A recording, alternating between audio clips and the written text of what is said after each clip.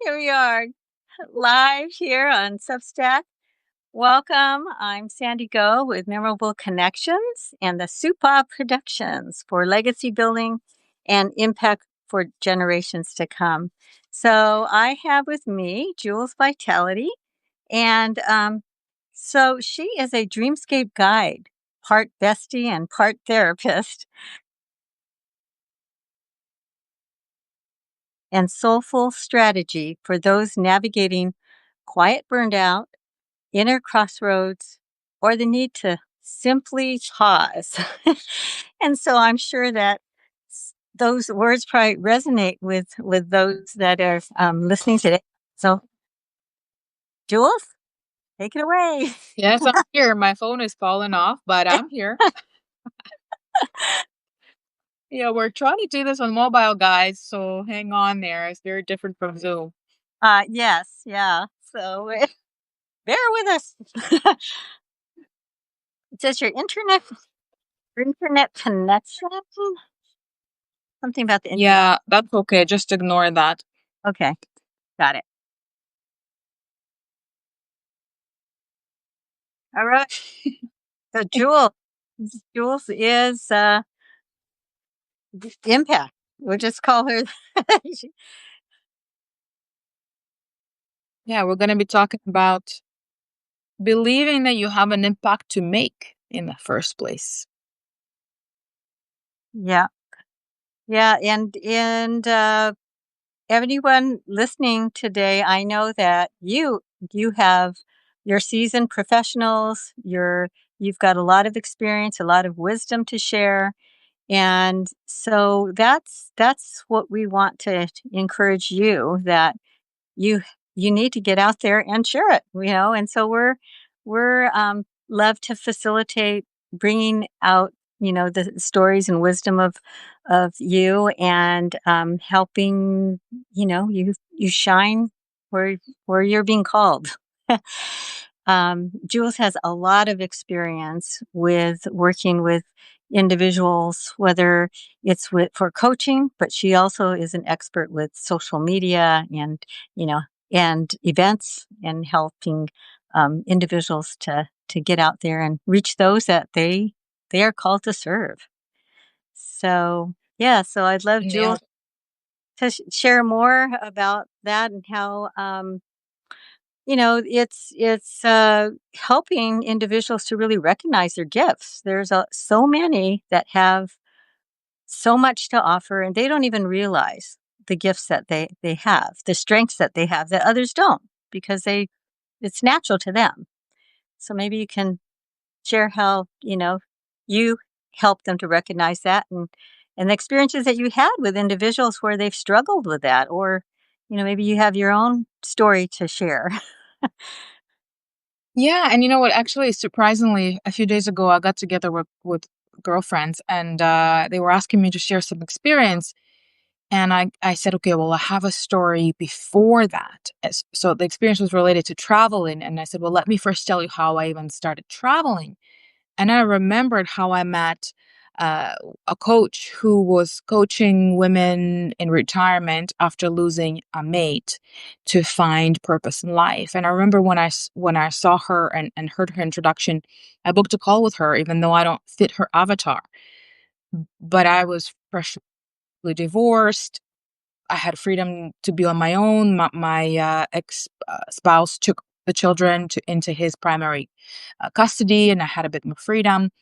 And I booked a call with her, and she was the one who made my dreams that I was scared to think about come true. She helped me plan it. She helped me believe that it's possible. She helped me eliminate excuse after excuse.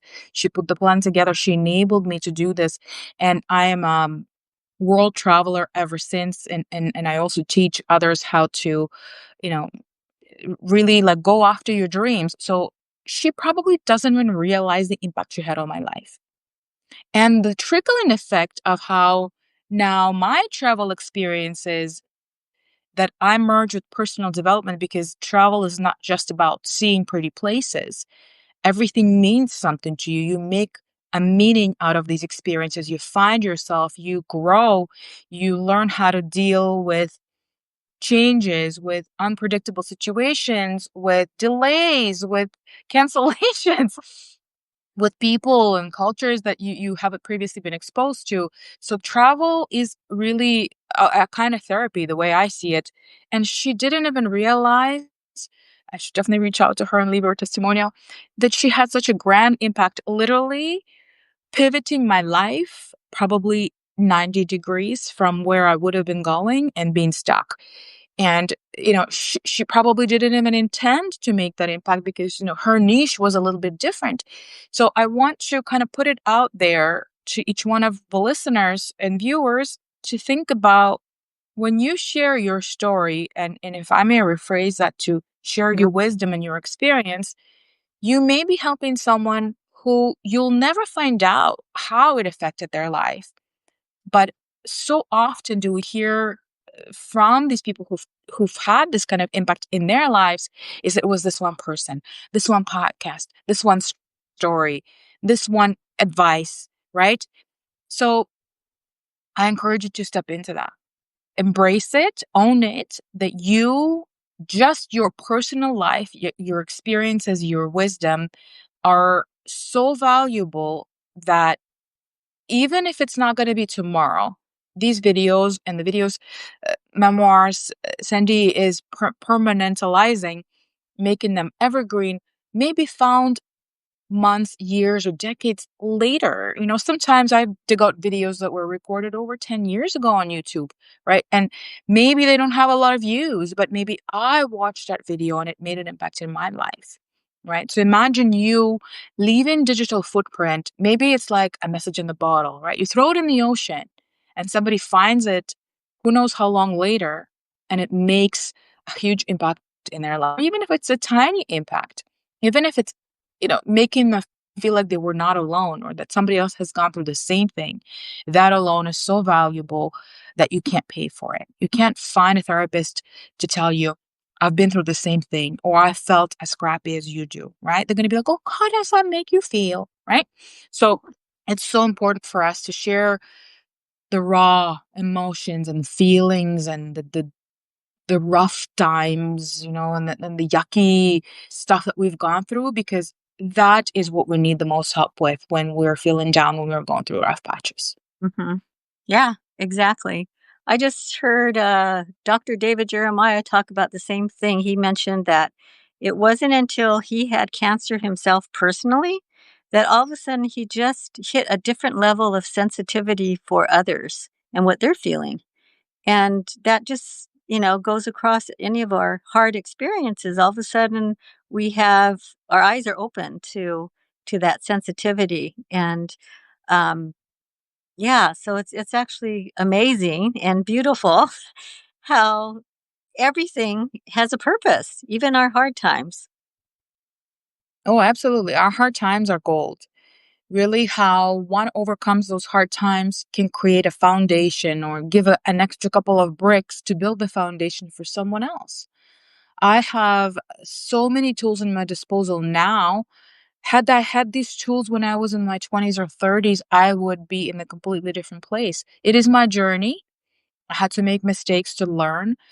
But at the same time, I'm so grateful. In fact, I was reflecting on that in my gratitude journal this morning, is for all of the quantum physics, for all of the developments of science that relate to human mind and behavior, and all of the gurus that have, taken the courage to step up and share what they found helpful, right? And if you think about it, even all of the ones that have big names like Mhm. Louis Hayes and even Tony Robbins, they weren't born with it. They learned it from someone else, right? The movie, The Secret, she interviewed a bunch of people. She read and dug. She did 10 years of research to write her last book. So it's important to understand that every single person has gold and value and experience that can help someone else have an easier life, overcome a setback faster, right? Or just get over something or get through something, or just to be heard and just to feel like they're not alone. Mhm. Yeah, exactly. And you mentioned a what is it? A thankful book or something like that because I use journals for that. Yeah, I have a gratitude journal. That Well, this one, and interestingly enough, this one it's kind of it says no goal was met without a little sweat.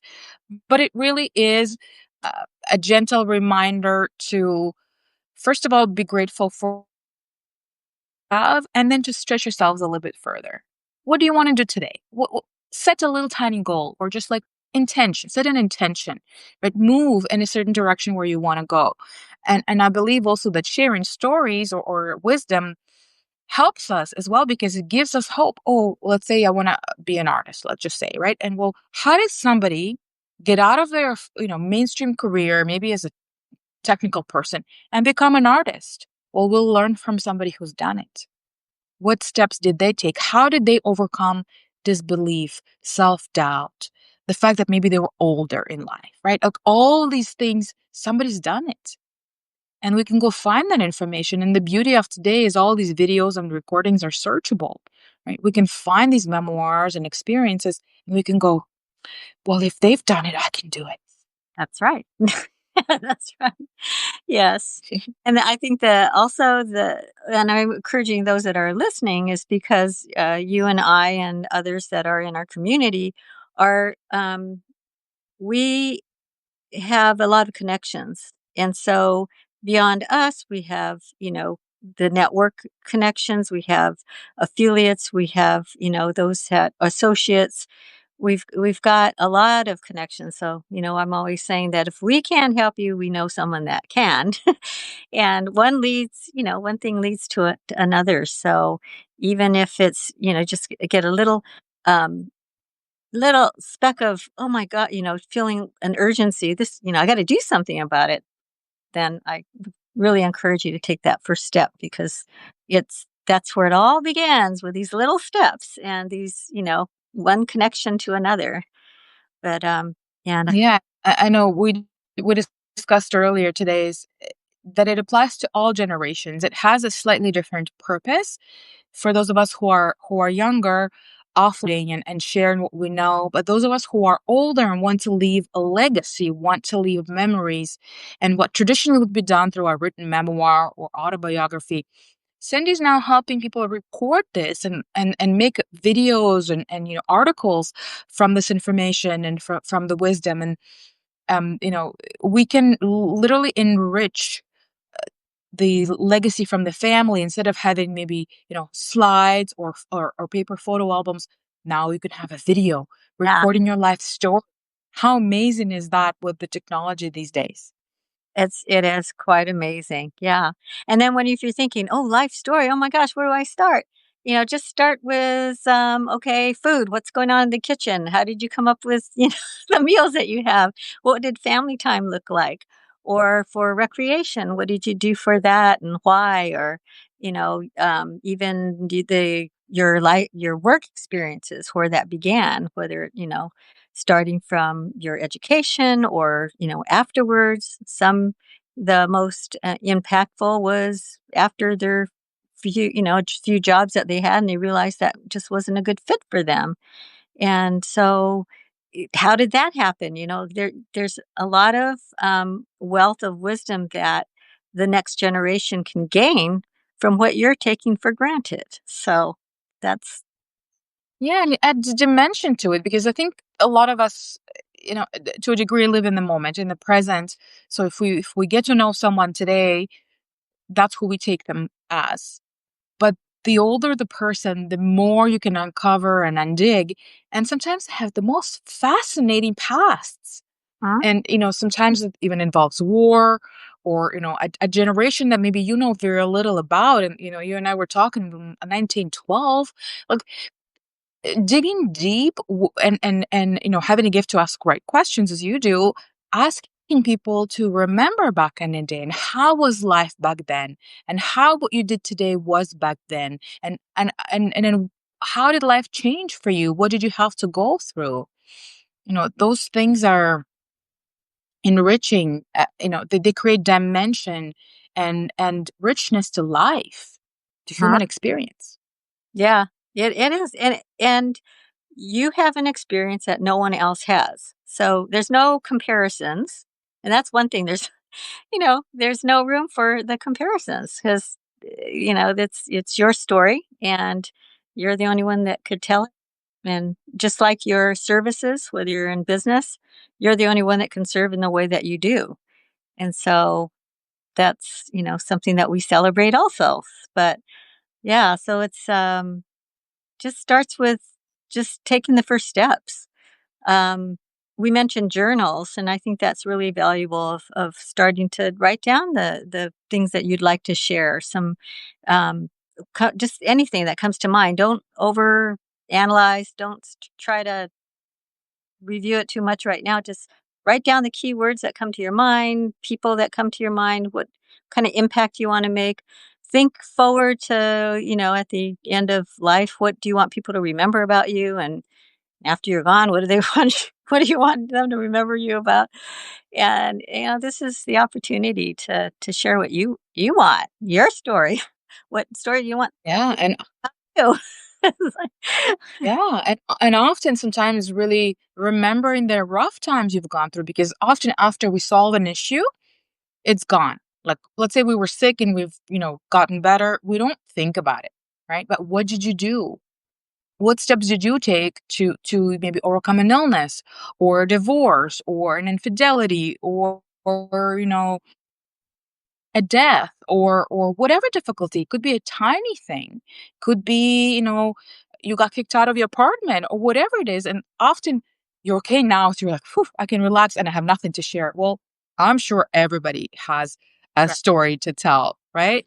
There are songs about taxi drivers that, you know somebody starts a conversation with them and they find out, they were a professor or this or that. Like, we underestimate, and again, as I said, we look at it as a dimension of today, but if we start digging deep and unravel these stories, there is really a fascinating amount of wisdom of how people have dealt with the setbacks that they've experienced, which were in a way unique to them, but as well are probably going to help somebody else overcome theirs. Exactly. Right.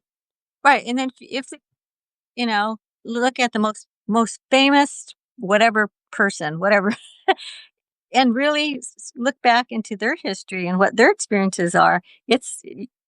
I almost guarantee it's not going to be a smooth, straight path. Absolutely. In fact, I can give you an example of one, Matthew McConaughey.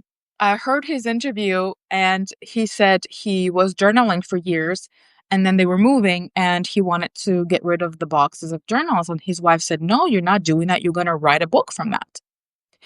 So he wrote a first book and he's like, "Well, I'm this great and now I'm this and that." And then he said, and he looks at it, he's like, "No, I'm gonna go and tell it how it was. I'm gonna go and imagine reliving those moments and putting it out there like I felt rotten at the time." And the feedback he gotten from readers was unbelievable. It gave him so much validation. People need to know what it's like to be in a rough spot, to go through crossroads so they can first connect with you and resonate with you. And then of course he shared, how he's overcome those issues. But until he became real and authentic and shared the bad with the good, not only did he not feel authentic, it wasn't as valuable for the reader. Mm, Same goes with, telling stories and whatever it is, the audio, video content, even if it's just creating a chapter in a book, right? It's common now to create multi-author books. So you want to make your memoir into a book, recording an interview and having artificial intelligence scripted into a chapter is the way to go. yes, and then humanizing it a bit. But yes, and I think we were discussing before we went live.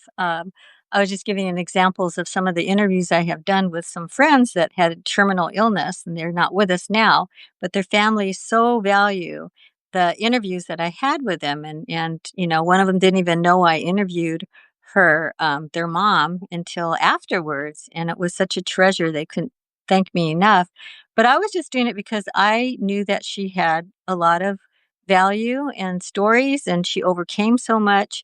And so I just, asked her, can I think it was Women's Month or something. So I said, hey, would you, can I interview you?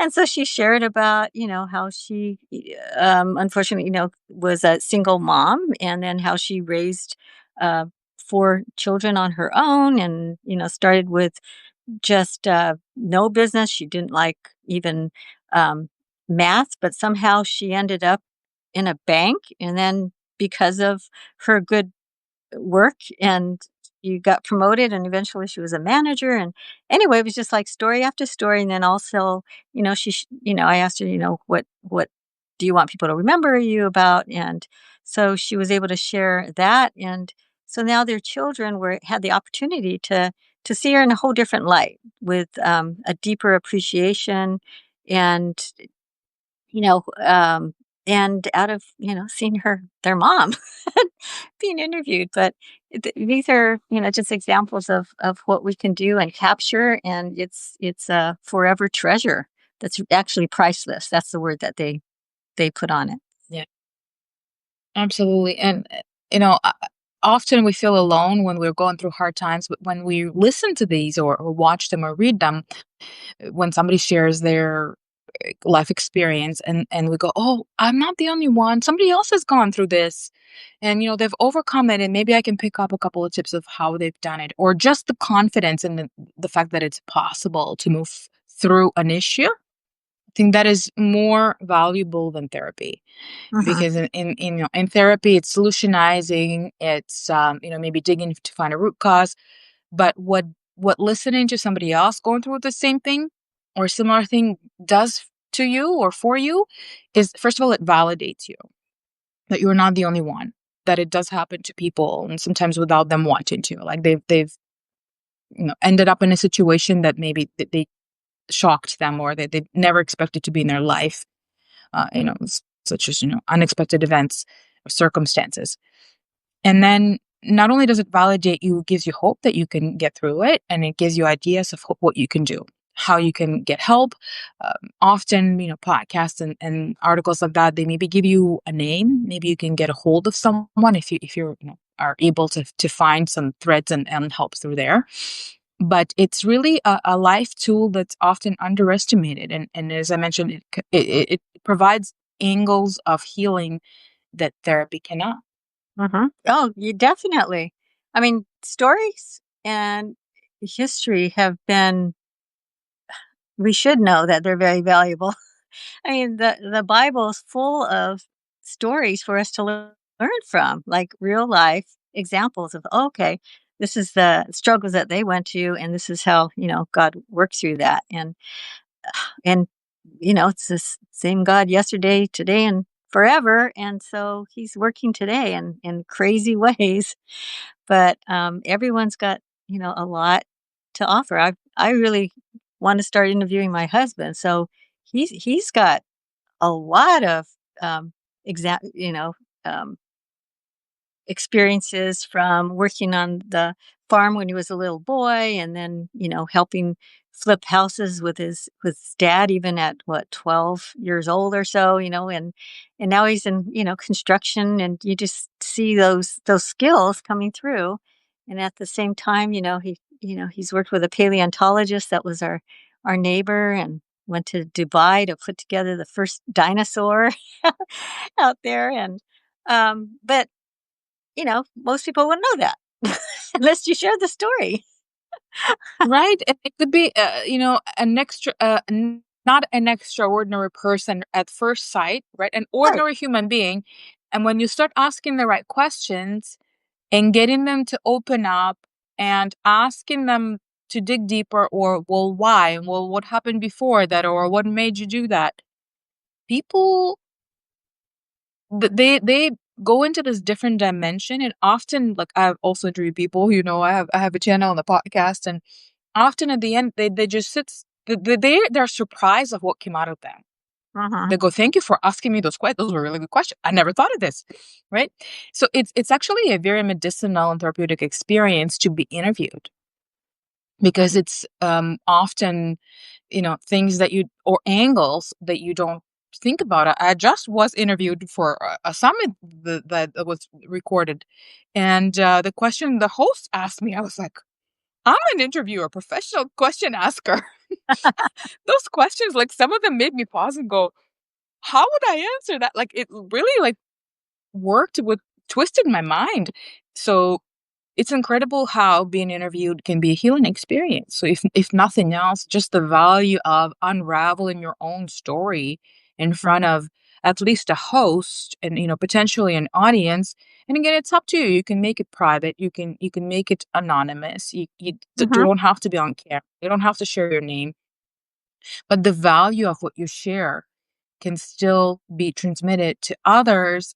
And again, you never know who you're going to affect. And I guarantee you, you will affect people, more than one person, in ways that you can't imagine. Just like the story I shared in the beginning, you know, it was completely unexpected, changed my life completely. And I still feel indebted to that advice, which was given freely out of the goodness of her heart, something that came naturally to her. Another example, Jill McCarthy, she's the encouraging grandma. She adopted me as her virtual daughter. And the amount of, exchange we've given each other just by, having communication and sharing our perspective of the world, sometimes which was very different, and coming into that conversation going, I know you see things very differently. You're traditional, you're a different generation, you're more nurturing type, and I'm sometimes too courageous and too bold and too, right to the facts. And but she knows that about me, and she accepted that about me as if I was her own daughter. So being able to say, okay, I'm hearing you, I'm hearing your story, and I'm gonna take what I need from it. Mhm. Right. Not everything from every story is going to apply to us, and it's going to be a lesson to us. But even understanding that there are different people out there, that people deal with life differently, that there are different perspectives, that enriches us, that makes us a more well-rounded person. It's just reading a book makes you Right. smarter. Right. Listening to another person sharing their experience on camera, it's almost the same thing. Yeah, and the same thing with personalities. So, yeah, that's one of the things that we are talking about too. Yeah, that's why I use the DISC model of human behavior just, as a tool to help individuals to recognize their natural wiring because we respond differently based on how we're wired. Some of us, are more direct, and some of them are less direct. Some of them are more people oriented, and others are more results oriented. And so, yeah, it's just appreciating each other's strengths or challenges so that we can uphold each other and kind of complement each other. But if we there's otherwise there's a lot of misunderstanding in communication. If we're assuming someone's just like us and, why are they doing that? Because well, because they're coming from a different place. Yeah. And no two people are the same. Twins are not the same. No. Right. Even if they were in the same environment, same school, same household, they often have different personalities. So it's to me it's fascinating. And anything to do with human behavior is fascinating. And observing humans through interviews, stories, or in real life. To me, in the way it's like watching a movie. It's just but it's real, right? It's not, fake and scripted and replayed, but it's a movie happening in front of your eyes, and you have the ability to watch it as a movie and not react, not criticize, not compare, but just watch it, observe it. Observe that human that is pouring their heart out, sharing what they've gone through, and maybe you would have done something different in their place, but they're brave enough to speak up and share and be visible in a way, and it enriches your life. It gives you another viewpoint, another perspective. It now gives you more tools and Mm. options to continue your life differently. So in the way you're pivoting, in the way you're no longer following the same course, it may be half a degree change, but it will get you to a different destination because now you have that additional knowledge, additional wisdom that came from someone else, from a Yeah. different viewpoint, and full of their wisdom that you may not have. Yes. And I want to just do a little address those that are introverts, those that are shy, don't think that they, have that space to share. I actually personally introvert, but it took a lot to actually get to a point where I'm even talking in a, phone or camera. But it's we're called to to share, even, it's not comfortable, but there's someone out there that needs to hear what you have to offer. So, that's my 2 cents. No, I think this was a different angle on things. I think, we both interview people, we both go on interviews, but I think having it summarized in a way that it's really in a way our obligation, Yeah. right? Not keep our wisdom, life experience to ourselves and maybe even, some technical knowledge or specific talents. Like I was just sharing an example. If you want to, for example, switch careers and somebody has done it, then you can learn from them and Right. maybe you don't have to read a book about it or at least it gives you a hope that you can do it. Right. Mhm. So again, you never know how much wisdom you have until you start being interviewed. That's right. So And I dare you to try it. for the younger generation too, they should actually take advantage of learning from others so that they don't have to make the same mistakes. You can make your own mistakes. You can make new mistakes, but you don't have to repeat history in the ones that don't work so well. So I think it's a good thing to learn from others that have gone through similar things and make the best choices. Yeah, but even the younger generation has stuff to share that may be even useful to the older generation, right? Like so much new technology and artificial intelligence and tools and shortcuts and even some things on how to use your phone, right? Yep. Again, I was just with girlfriends the other day, and we got into the conversation of how to use ChatGPT, and she uses it in so many more creative ways that I do, and I teach it. And she's a rookie, and she was like, and I'm like, oh, how did I not know this? Isn't that fun? So, even person who may not seem more experienced or may not have so many years under their belt, they may have information or angles or perspective that may again change your life, and even if you're more experienced or older. Oh, yeah, exactly. So my mom was in her 80s and we bought her a new iPad. Okay. Took her 2 years to use it because she was afraid of the internet. She was afraid of all that. But once she figured, was introduced to Google, she was asking it everything. And she still does. But yeah, now she's in her 90s and she just upgraded. She's got a new iPad, a um, Apple Watch, and a new iPhone, newer than mine. So- but yeah, and she knows how to text, she knows how to Zoom, and it's it is a game changer when it comes to communicating and connecting with the family because we have a daughter in Nashville, a daughter in Kauai. We have family in LA. We're Gino and I are here in Santa Barbara. So it's been really, helpful to have that technology, which if we are not using it, we would lose a lot. So we can learn from the younger generation and, learn how to work on things safely. That's another thing. We do have to be safe about it. As I guess that bottom line is everybody has some gold to share their life experience, whether short or long, is valuable, unique to them, and their viewpoint at life is unique. Oops. Shoot. Oh, I almost lost you.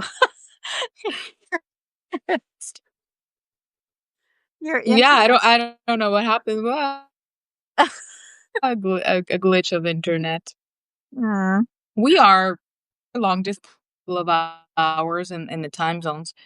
So yeah, I guess the point is, not only do we encourage everybody to consume interviews and life experiences in all shapes and forms, but also to share theirs.